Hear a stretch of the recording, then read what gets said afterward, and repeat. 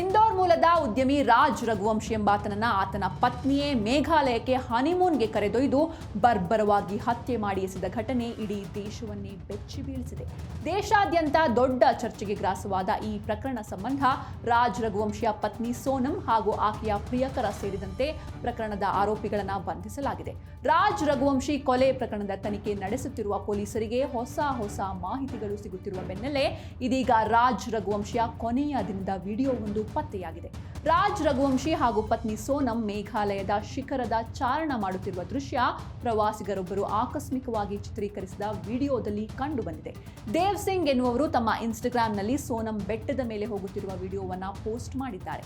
ಈ ವಿಡಿಯೋದಲ್ಲಿ ರಾಜ್ ರಘುವಂಶಿ ಅವರನ್ನ ಹಿಂಬಾಲಿಸುತ್ತಿರುವುದನ್ನು ಕಾಣಬಹುದು. ಮೇ 23ರಂದು ಬೆಳಿಗ್ಗೆ 9:45 ಸುಮಾರಿಗೆ ಬಿಳಿ ಟಿ ಶರ್ಟ್ ಧರಿಸಿರುವ ರಾಜ್ ರಘುವಂಶಿ ಸೋನಂ ಜೊತೆಗೆ ಚಾರಣ ಮಾಡುತ್ತಿರೋದು ದೃಶ್ಯದಲ್ಲಿ ಕಂಡು ಬಂದಿದೆ. ದುರದೃಷ್ಟವಶಾತ್ ಅದೇ ದಿನ ಮಧ್ಯಾಹ್ನ ಹಂತಕರು ರಾಜ್ ಅವರನ್ನ ಕೊಲೆ ಮಾಡಿ ಎಸೆದಿದ್ರು.